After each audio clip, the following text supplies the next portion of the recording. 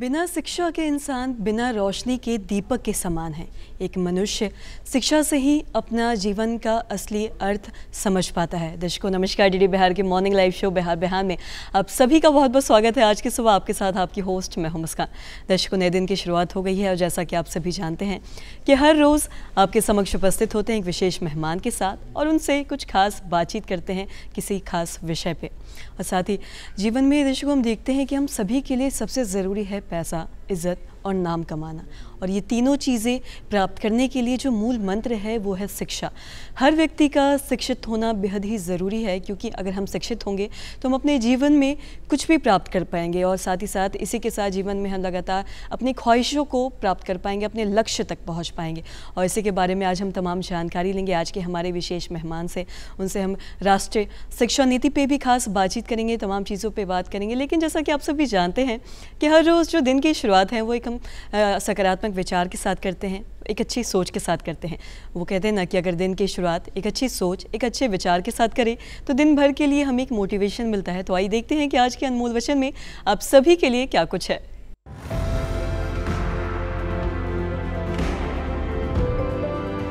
गुलाब को उपदेश देने की आवश्यकता नहीं होती, वह तो केवल अपनी खुशबू बिखेरता है। उसकी खुशबू ही उसका संदेश है। महात्मा गांधी।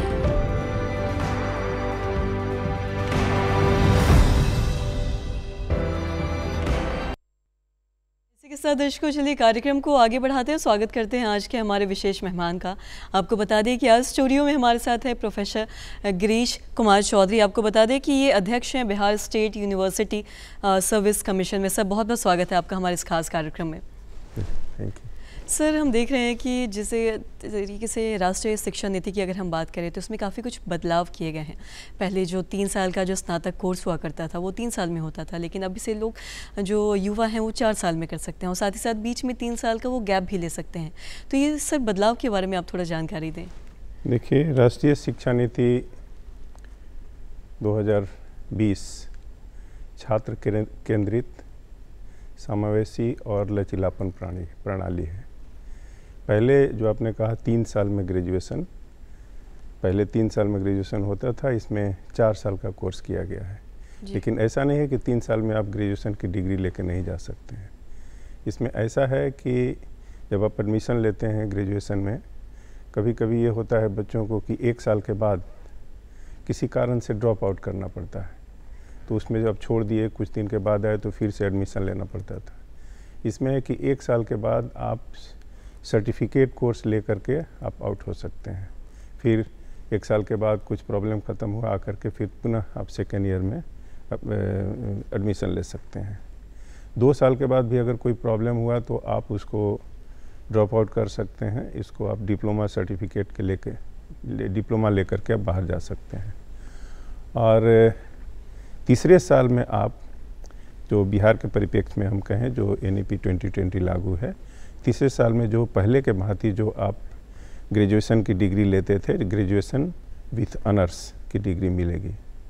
और चौथे साल में जो है कि 4 साल के बाद अगर फिर 1 साल और कंटिन्यू करते हैं तो आपको graduation with honours and research होगा। तो रिसर्च का मतलब कि 4 साल के बाद अगर ग्रेजुएशन आप कर लेते हैं तो सीधा आप चाहें तो PhD कर सकते हैं। लेकिन पहले था कि 3 साल के बाद आपको 2 साल PG करना है और PG के बाद रिसर्च में आप जा सकते हैं। लेकिन अभी ये फैसिलिटीज़ है कि आप 4 साल के बाद सीधा PhD में भी इनरोल्ड हो सकते हैं। तो ये बहुत ही स्टूडेंट केंद्रित, समावेशी और लचीलापन प्रणाली है। इससे आने वाले युवाओं को बहुत ही फ़ायदा होने वाला है। जी सर, तो हम ये भी देख रहे हैं कि जो राष्ट्रीय शिक्षा नीति है इससे जो बच्चों को लाभ बहुत ज़्यादा मिल रहा है, क्योंकि पहले देखा जाता था कि पैसे के अभाव में अगर उन्हें एक सेमेस्टर ब्रेक भी लेना पड़ता था तो वो मतलब पीछे हो जाते थे और साथ ही दिक्कत भी आती थी आने वाले भविष्य में नौकरी के लिए। या फिर ये जो सिस्टम है कहीं ना कहीं बच्चों के लिए बहुत ज़्यादा लाभदायक भी है। साथ ही सर अगर हम बात करें क्रेडिट सिस्टम के बारे में, ये जो नया क्रेडिट सिस्टम आया है, अब एक सेमेस्टर में 6 कोर्सेज़ की पढ़ाई होगी, तो इस बारे में भी सर आप थोड़ा बताएंगे कि ये नया क्रेडिट सिस्टम क्या है? देखिए, पहले होता था एनुअल सिस्टम। जो भी आप कोर्स पढ़ते थे उसमें 100 मार्क्स का या 50 मार्क्स का होता था, आप मार्क्स मिलते थे परसेंटेज में। अभी जो क्रेडिट सिस्टम है इसमें आवर्स के आधार पर इसको डिसाइड किया गया है। सपोज मान लीजिए कोई एक छोटा सब्जेक्ट है, वो भी 100 मार्क्स का है, एक कोई सब्जेक्ट है बहुत ज़्यादा कोर्स उसमें है, वो भी 100 मार्क्स का है, लेकिन रिजल्ट के समय दोनों का इक्वल वैल्यू हो गया। लेकिन अगर कोई छोटा कोर्स है, अगर आप 30 घंटे में कोर्स को पूरा करते हैं और बड़ा कोर्स है जिसमें 50-60 घंटे लगते हैं, वो दोनों को 100 मार्क्स देते हैं, डिफरेंस तो है, लेकिन उस चीज़ को इसको क्रेडिट सिस्टम में कर दिया गया। मैंने मिनिमम 10 आवर्स आपको एक क्रेडिट सिस्टम में कंसीडर किया गया है। सपोज कोई कोर्स 30 घंटे का है तो उसको 3 क्रेडिट में हम करेंगे। अगर 50 घंटे का कोर्स ख़त्म करने में लगता है तो उसको हम कहेंगे कि ये 5 क्रेडिट का कोर्स है। तो स्वाभाविक है कि अगर आप 30 घंटे का कोर्स पढ़ते हैं, वो 3 क्रेडिट आपको मिला। पहले क्या था, इस 30 घंटे को भी 100 नंबर में मिलता था, अब भी ये 30 घंटे को 3 क्रेडिट हो गया, और जो कोर्स 50 घंटे में पूरे होते थे उसमें 5 क्रेडिट मिला। तो स्वाभाविक है कि उसका वेटेज ज़्यादा हो गया। ओवरऑल क्रेडिट से इसको ये होता है। और एक फ़ायदा ये भी है कि आप इस क्रेडिट सिस्टम को आप क्रेडिट बैंक ऑफ अकाउंट में ABC जो होता है उसमें भी आप जमा कर सकते हैं। आप यहाँ पढ़े, इसके बाद दूसरे जगह जा कर के आप सपोज मान लीजिए आपने फर्स्ट ईयर में सर्टिफिकेट कोर्स लेके चले गए, आपके पिताजी का ट्रांसफ़र हो गया दिल्ली, तो इस क्रेडिट को ट्रांसफ़र करके आप वहाँ जा कर के एडमिशन ले सकते हैं सेकेंड ईयर में।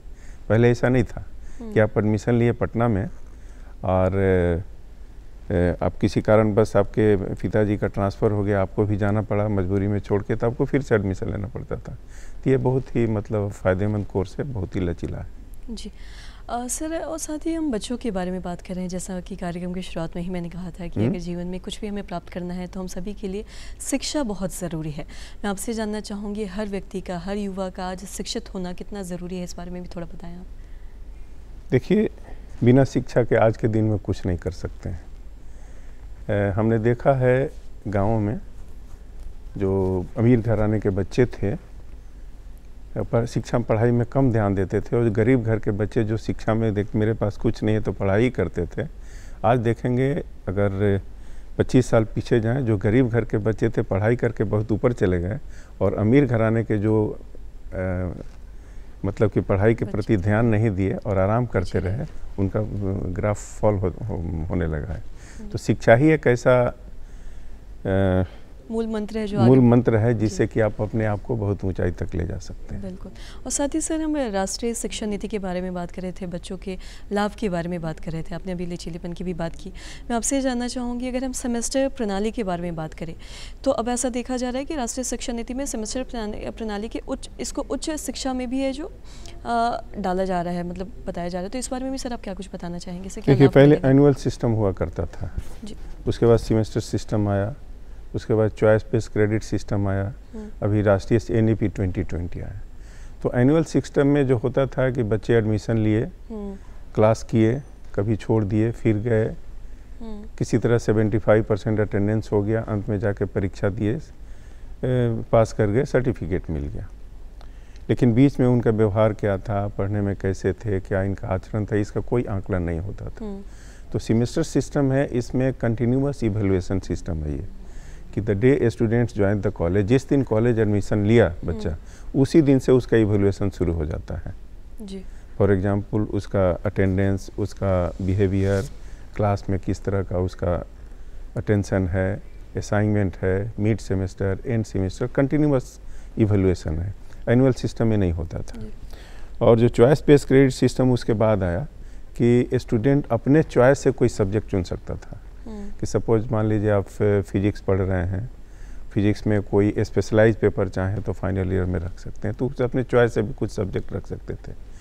लेकिन अभी जहाँ तक NEP 2020 है, इसमें बहुत ही लचीलापन है। इसमें बहुत तरह के कोर्स आपको करने हैं। एक होता है मेजर कोर्स, एक होता है माइनर कोर्स, एक होता है मल्टी डिसिप्लिनरी कोर्स, आपका स्किल बेस्ड कोर्स है ना, एबिलिटी इन्हांसमेंट कोर्स, बहुत तरह के कोर्स आपको पढ़ने हैं। फॉर एग्जांपल अगर आप हिस्ट्री में आप ग्रेजुएशन करना चाहते हैं तो मेजर कोर्स आपका हिस्ट्री का होगा, जो कि ऑनर्स पहले बोलते थे हिस्ट्री ऑनर्स, उसके साथ सब्सिडियरी कोर्स लेता था।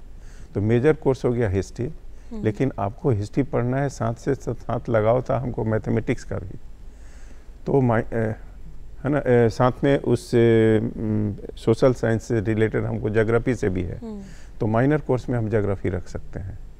तो हिस्ट्री हो गया मेजर कोर्स, ज्योग्राफी हो गया माइनर कोर्स। तो हिस्ट्री पढ़ेंगे 80 क्रेडिट का और ज्योग्राफी पढ़ेंगे हम 32 क्रेडिट का, तो दोनों में हो गया आपका जी। लेकिन ऑनर्स मिलेगा हिस्ट्री में, माइनर हो गया इसमें। मल्टी डिसिप्लिनरी कोर्स हमको इंटरेस्ट है साथ में म्यूजिक से भी, तो हम 9 क्रेडिट का म्यूजिक का भी कोर्स हम पढ़ सकते हैं। तो कितना फ्लेक्सिबल है, हिस्ट्री भी पढ़े, ज्योग्राफी भी पढ़े और म्यूजिक भी पढ़ सकते हैं। स्किल इन्हांसमेंट कोर्स के लिए कुछ वोकेशनल कोर्स पढ़ सकते हैं, आपका एबिलिटी इन्हांस। सर अभी आपने मल्टी डिसिप्लिनरी कोर्स के बारे में बात किया है, जो एक ऐसे दृष्टिकोण है जिससे हम एक समय पे अलग अलग कोर्सेज के बारे में, अलग अलग चीज़ों के बारे में ज्ञान ले सकते हैं। एक तरह से कहीं ना कहीं बच्चों के लिए बहुत लाभदायक है, जैसा कि आपने बताया कि म्यूज़िक भी सीख सकते हैं। तो क्या ये एक साथ ही अलग अलग विषयों को पढ़ सकते हैं, जैसा कि आपने हाँ, एक कोर्स स्ट्रक्चर डिजाइन है जी कि फर्स्ट सेमेस्टर में आपको major course, minor course, multidisciplinary course, skill enhancement course, ability enhancement course, सारे कोर्स को पढ़ने हैं। एक पेपर है फर्स्ट सेमेस्टर में मेजर कोर्स, एक पेपर है माइनर कोर्स, 1 पेपर है multidisciplinary course, like that हर तरह के कोर्स आपको करने हैं। लेकिन 9 क्रेडिट पढ़ने हैं multi disciplinary course, it mean first semester, second semester और थर्ड सेमेस्टर, 3 क्रेडिट का 3 सेमेस्टर तक आप मल्टी डिसिप्लिनरी कोर्स आपका पूरा हो गया। जैसे जैसे सेमेस्टर में आगे बढ़ेंगे आपका मेजर कोर्स की संख्या बढ़ते जाएगा और ये सब multi disciplinary skill enhancement course धीरे धीरे घटते जाएगा जी। और सर अगर मल्टीपल एंट्री एंड एग्जिट के बारे में बात करें तो ये भी एक ऐसा सिस्टम है बच्चों के लिए जो आया है, जो कहीं ना कहीं बहुत ज़्यादा लाभदायक है। इस बारे में भी आप कैसे थोड़ा विस्तार से बताना चाहेंगे? देखिए, पहले भी बताया कि मल्टीपल एंट्री, मल्टीपल एग्जिट बच्चों के लिए, वैसे बच्चों के लिए जो बहुत सारे रीज़न होते हैं कि बच्चों को कोर्स को ड्रॉप करना पड़ता है। रीज़न हो सकता है पारिवारिक, आर्थिक हो सकता है, आप नौकरी में आपके फादर यहाँ हैं, उनका ट्रांसफ़र हो गया, 1 साल का कोर्स हो गया, ट्रांसफ़र हो गया, उनको कोर्स छोड़ना पड़ता था, फिर वहाँ जाके फिर से एडमिशन लेना होता है, या पैसे के चलते हम नहीं कर सके। तो इसमें ही फैसिलिटीज़ है कि 1 साल के बाद आप सर्टिफिकेट कोर्स ले करके आप एग्जिट हो सकते हैं। फिर दूसरे साल, 1 साल के बाद अगर आप इस स्थिति में आ गए कि आप हम एडमिशन ले सकते हैं, तो पुनः आकर के सेकेंड ईयर में आप एडमिशन ले लीजिए। पहले ये इस तरह का नहीं था, पहले था कि फिर आपको वहाँ से जाना पड़ता था। उसी तरह से सेकेंड ईयर में भी आप छोड़ करके जा सकते हैं और थर्ड ईयर में आ सकते हैं।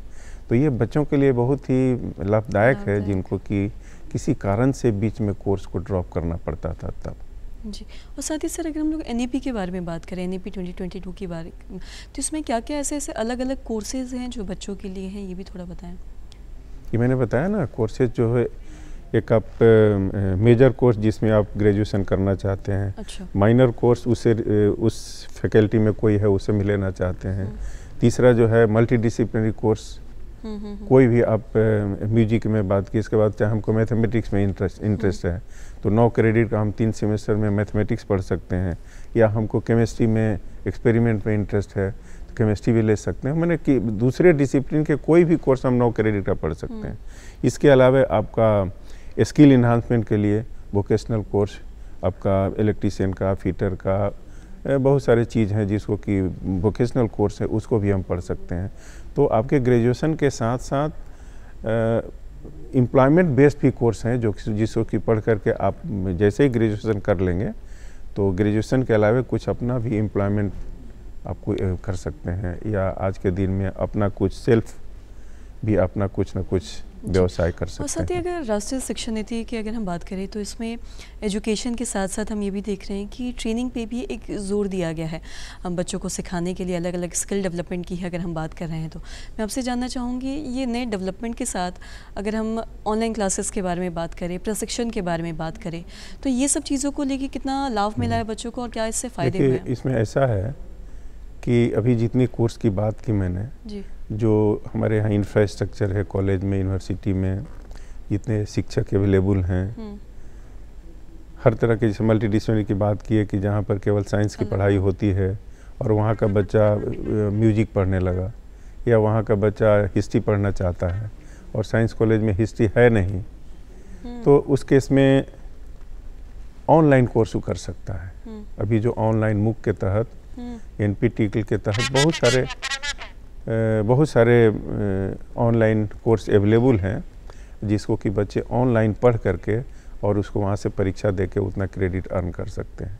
तो ये डिजिटल आने से बहुत फ़ायदा है कि अभी हम यहाँ पढ़ रहे हैं पटना साइंस कॉलेज में, हमको हिस्ट्री पढ़ना है, वहाँ के शिक्षक नहीं हैं, है ना, तो हम ऑनलाइन से उस कोर्स को कर सकते हैं। मल्टीडिसिप्लिनरी कोर्स, प्रोफेशनल कोर्स, है ना, प्रोफेशनल कोर्स बहुत सारे उसके टीचर नहीं है, तो उसको ऑनलाइन कोर्स करके उतना क्रेडिट अर्न कर सकते हैं। और कहीं ना कहीं इससे बच्चों को फ़ायदा भी बहुत हुआ है। अगर हम बात करें कोरोना के टाइम की ही, तो उसमें पहले ऐसा नहीं होता था कि ऑनलाइन क्लासेस होते थे, लेकिन इस बार जो ऑनलाइन क्लासेस के माध्यम से भी बहुत सारे बच्चे पढ़े और बहुत सारे बच्चों ने एग्ज़ाम भी दिया। तो कहीं ना कहीं जितने भी ये जो भी सिस्टम है, NEP हो गया या फिर मल्टी डिसिप्लिनरी हो गया, इंटू एग्जिट हो गया, ये कहीं ना कहीं बच्चों के लिए आज बहुत ज़्यादा लाभदायक हुआ है। चाहे किसी भी अभाव में अगर बच्चों को अगर शिक्षा लेना है, अगर नहीं ले पा रहे हैं, तो वो इन सब के माध्यम से ज़रूर ले सकते हैं। बहुत फ़ायदा हुआ इसमें। तो हम कोरोना काल जो हुआ जी, इसको एक तरह से हम लोग अवसर में बदल दिए। बिल्कुल कि अपने कोरोना काल में हम उस समय हम प्रो वाइस चांसलर थे पाटलिपुत्रा यूनिवर्सिटी में, उसमें ऑनलाइन को हम लोगों ने बहुत बढ़ावा दिया। घर बैठे बैठे सबको मोबाइल से पढ़ाने की शिक्षकों को ट्रेनिंग दी और बच्चे भी इंटरेस्ट लेकर के पढ़ने लगे। तो कोरोना नहीं आता तो आज इतना ऑनलाइन से लोग अवेयर नहीं होते। साइंस वाले तो कर लेते थे, लेकिन जो संस्कृत वाले हैं, उर्दू लिटरेचर वाले को थोड़ी दिक्कत होती थी। लेकिन कोरोना ऐसा एक मजबूर किया लोगों को कि ऑनलाइन क्लास लेना पड़ा। ऑनलाइन क्लास लेने से बच्चों को फ़ायदा हुआ। दूसरा अभी एक फ़ायदा है कि अभी किसी कारण से हम क्लास अटेंड नहीं कर सके, जिस टॉपिक को टीचर पढ़ाए उसमें हम नहीं जा सके, उस टॉपिक का बहुत अच्छे प्रोफेसर का लेक्चर्स ऑनलाइन अवेलेबल है। आप उस पर साइट पर जाइए, उसको खोलिए और उसको आराम से बंद करके सुनिए।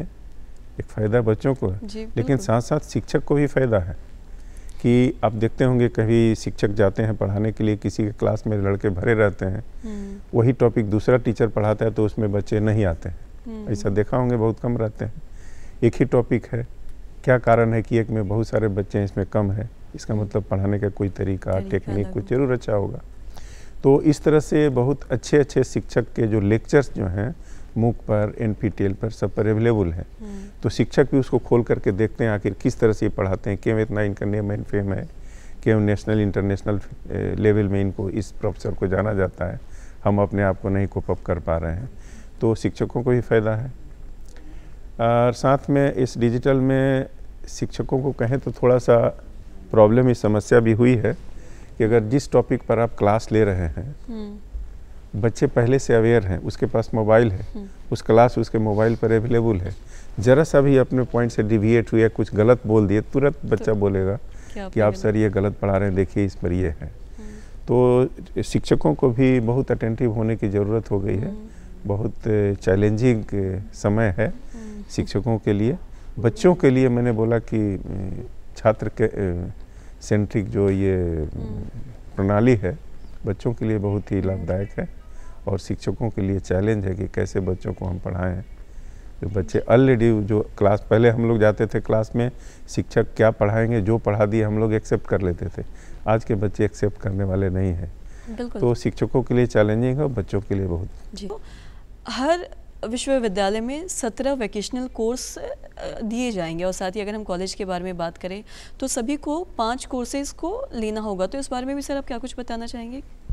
देखिए, इसमें वोकेशनल कोर्स बेस्ड है। सपोज फॉर एग्जांपल 5 कोर्स जो करने पड़ते हैं, इलेक्ट्रीशियन हुआ, हीटर हुआ, स्टेनोग्राफर हुआ, IT से रिलेटेड कोर्स हुआ, फूड प्रोसेसिंग हुआ, बहुत सारे इस तरह के कोर्स हैं जिसको कि बच्चों को करना ज़रूरी होता है, जिसमें कि आपका skill enhancement course, value added course, ये सब जो है इसके तहत इस तरह से 5 कम से कम पूरे कोर्स के तहत पढ़ना पड़ता है। इसके पीछे मकसद ये है कि जिस दिन बच्चा ग्रेजुएशन करके निकले तो वो कुछ न कुछ, अगर जॉब नहीं मिला तो अपने से इलेक्ट्रीशियन का काम कर सके, स्टेनोग्राफर का काम कर सके, फूड प्रोसेसिंग का काम कर सके। तो सेल्फ मेड बनाने के लिए एक कोर्स करना बहुत ज़रूरी रखा, मैंने NEP में ध्यान दिया गया है। आप देखे होंगे माननीय प्रधानमंत्री जी का भी ये हमेशा बोलते हैं कि आप जॉब सीकर नहीं बनिए, जॉब गिवर बनिए। तो इस तरह से अगर आप कुछ आपको पहले से ट्रेनिंग रहेगा तभी आप कुछ कर सकते हैं। ये नहीं कहा कि आप हिस्ट्री में ग्रेजुएशन कर लीजिए और कहा जाएगा कि आप अपना रोज़गार शुरू कर दीजिए, तो पहले से ट्रेनिंग तो कुछ है नहीं। तो इसमें इस तरह से एनईपी में कुछ ट्रेनिंग का भी प्रावधान दिया गया है कि ताकि बच्चे निकलें तो सेल्फ एम्प्लॉयमेंट के तरफ भी अपना ध्यान वो दे सकते हैं। इसके बहुत बड़े फ़ायदे हैं इस तरह के कोर्स को पढ़ने से। जी सर, ये जो 17 वोकेशनल कोर्स निकाले गए, कहीं ना कहीं इस कोर्स के माध्यम से जो युवा हैं, जो छात्र हैं, वो कहीं ना कहीं स्किल डेवलपमेंट पे भी कहीं ना कहीं इसके माध्यम से जोड़ दिया गया है और उससे वो सीख के कहीं ना कहीं आगे उन्हें नौकरी प्राप्त करने में भी बहुत आसानी होगी। जैसे कि आपने बताया कि क्या भविष्य में हो सकता है वो दूसरों को भी जॉब देने वाले बने। तो कहीं ना कहीं सभी के लिए आज के दौर में एजुकेशन के साथ साथ स्किल डेवलपमेंट भी बहुत ज़्यादा ज़रूरी है। साथ ही सर, हमने शिक्षा नीति पे बातचीत कर ली, बच्चों के लाभ के बारे में क्या कुछ योजनाएं हैं, सारी चीज़ों के बारे में बात कर ली। सर, थोड़ा आपके बारे में भी जानना चाहेंगे कि आपकी जो शुरुआती शिक्षा दीक्षा है कहाँ से हुई, कहाँ से ताल्लुक़ रखते हैं, आज आप इतने बड़े पद पे हैं, तो यहाँ तक पहुँचने का जो सफ़र है वो आसान नहीं रहा होगा। सर, इस बारे में भी क्या कुछ बताना चाहेंगे? देखिए, मेरी शिक्षा एक बहुत ही सुदूर विलेज जो हज़ारों में हुआ करता था, जहाँ पर कोई आने जाने का साधन नहीं, कोई कम्युनिकेशन नहीं, उस तरह के गांव में मेरा जन्म हुआ था। भोजपुर डिस्ट्रिक्ट में जगदीशपुर के पास एक ककीला ग्राम है। 1957 में मेरी शिक्षा दीक्षा वहीं पर हुई। जो स्कूल था हमारे गांव से करीब 10 किलोमीटर था, हम लोग पैदल जाते थे, कोई साधन नहीं था।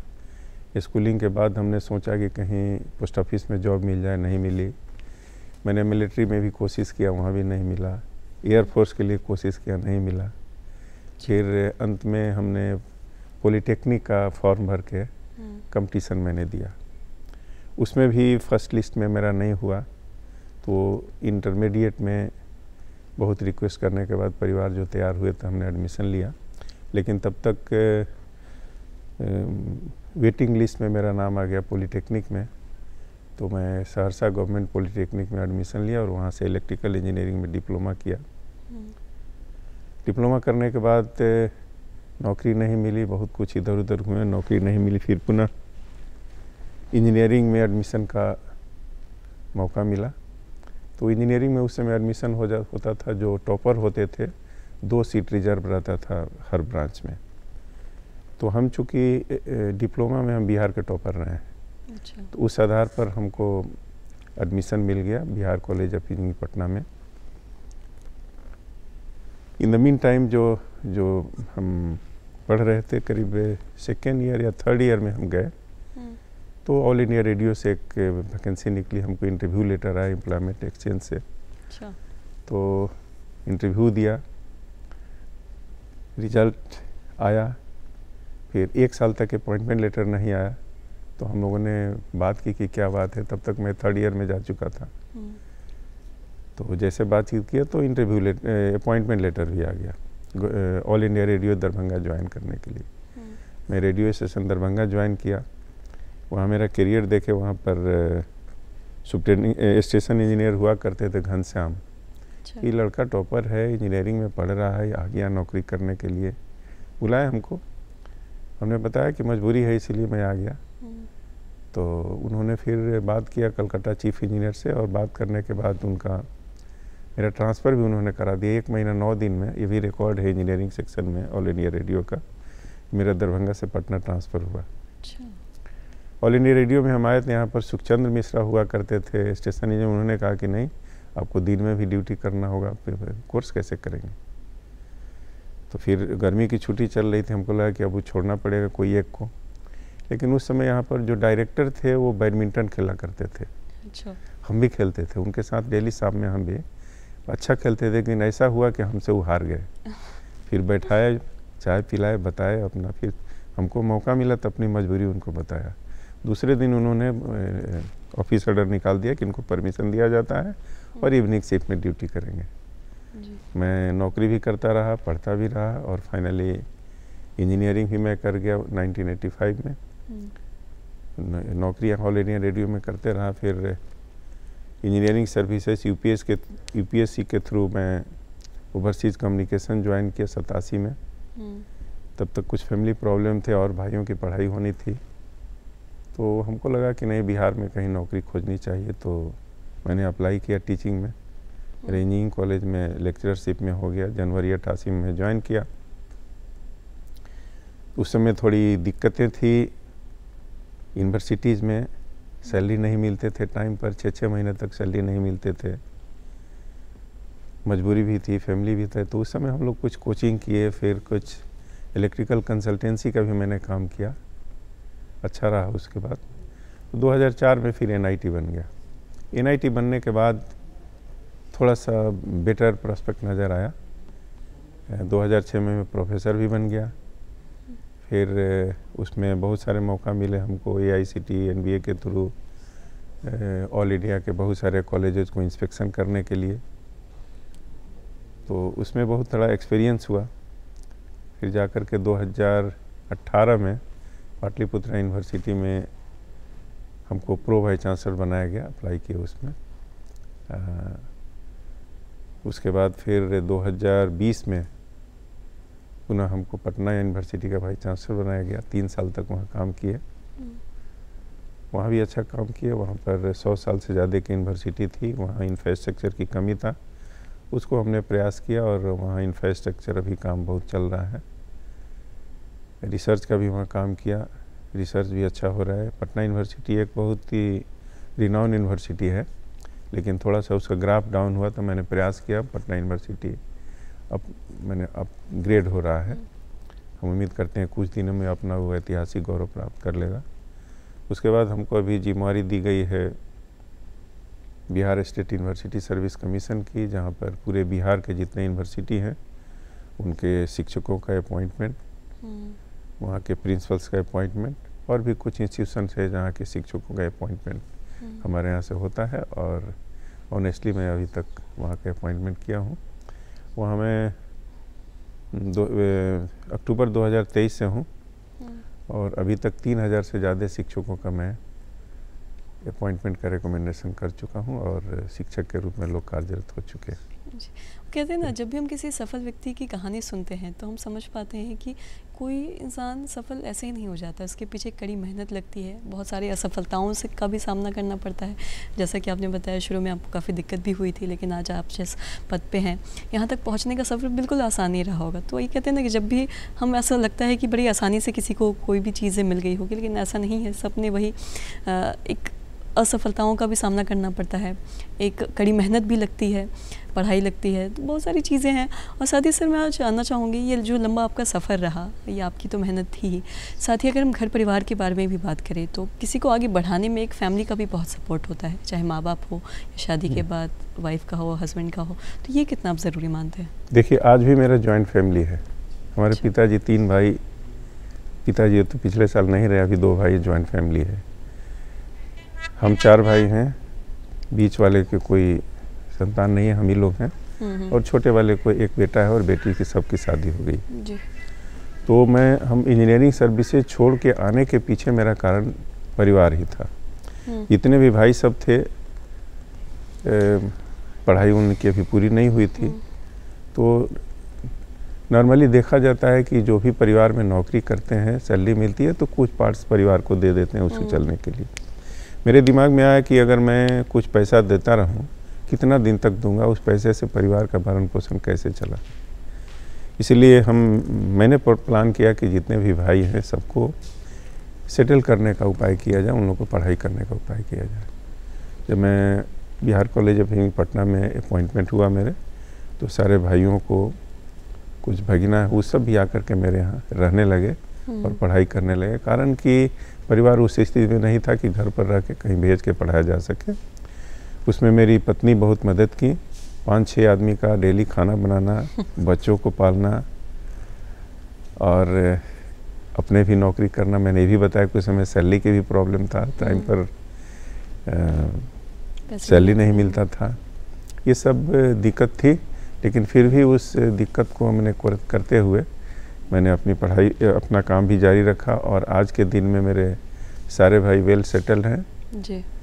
और मैं 3 बेटियां हैं, तीनों बेटी की मैं शादी भी कर चुका हूँ। अच्छा। वेल सेटल्ड, सब लोग अपने अपने घर पर हैं जी। और बढ़िया से परिवार चल रहा है। आज भी जॉइंट फैमिली है। वही सर, जब हम सुनते हैं ना किसी की कहानी को, तो कहीं ना कहीं हमें भी एक उससे प्रेरणा मिलती है, हमें भी काफ़ी कुछ सीखने को मिलता है। और साथ ही सर, आप हमारे इस कार्यक्रम में आए, अपना कीमती वक्त दिया, जो आपने शिक्षा को लेके जानकारी दी है, बच्चों के छात्र को लेके जो जानकारी दी है, जो तमाम जानकारी है, कहीं ना कहीं बहुत लाभदायक रही है। साथ ही आपने अपने बारे में भी बताया, कहीं ना इससे भी हम सभी को भी एक प्रेरणा मिलती है जीवन में लगातार निरंतर आगे बढ़ने के लिए। साथ ही सर से जाते जाते कुछ एक मैसेज देना चाहेंगे हमारे यूवर्स को, हमारे देखने वाले दर्शक को? देखिए, अभी जो हमारे युवा हैं जो पढ़ाई कर रहे हैं, उनको केवल नौकरी के ख्याल से ही पढ़ाई नहीं करनी चाहिए। पहले तो जो पढ़ाई करनी चाहिए अपने आप को शिक्षित करने के लिए, डेवलप करने के लिए, परिवार के लिए, और अंत में नौकरी के बजाय जो हम भी कहेंगे कि वो जॉब गिवर के रूप में कोशिश करें काम देने के लिए। बहुत सारे रास्ते हैं, इसके लिए वो अपना व्यवसाय कर सकते हैं जी। दूसरे को एम्प्लॉयमेंट दे सकते हैं, दूसरे को नौकरी दे सकते हैं। तो हम यही कहेंगे युवाओं को कि जो पढ़ाई करें केवल नौकरी के लिए नहीं, बल्कि अपने परिवार के लिए, स्टेट के लिए और देश के लिए भी करें जी। और साथ ही सर, अगर पढ़ाई करेंगे, खुद का विकास होगा, तो अपने आप घर परिवार का, देश का और अपने राज्य का विकास होगा ही। और साथ ही जैसा कि आपने बताया कि खुद भी पढ़ के, जैसा कि आपने भी बताया, अपनी भी जो कहानी सुनाई कि आपने खुद भी पढ़ा, आप अपने भाइयों को भी पढ़ने में आगे मदद किए, तो ये सब चीज़ों से ही कहीं ना कहीं खुद भी बढ़ते हैं, अपना परिवार, देश सब आगे बढ़ता है कहीं ना कहीं। साथ ही सर, आप हमारे इस कार्यक्रम में आए, अपना कीमती वक्त दिया, तमाम जानकारी जो दी आपने, इसके लिए सर तहे दिल से आपका शुक्रिया। Thank you. इसी के साथ दर्शकों, वक्त के जैसा कि आप सभी जानते हैं कि हर रोज़ आपके समक्ष उपस्थित होते हैं और हम खास मेहमान से बातचीत करते हैं। और साथ ही जैसा कि जाते जाते हम आपसे ये रिक्वेस्ट भी करते हैं, ये गुजारिश करते हैं कि आप हमें खत भेजें, जिससे हम ये जान सकें कि आपको आज का ये हमारा कार्यक्रम कैसा लगा। तो फटाफट उठाए पेन कॉपी, नोट करें हमारा पता है कार्यक्रम बिहार निदेशक DD बिहार दूरदर्शन केंद्र, पटना, फ्रेजर रोड।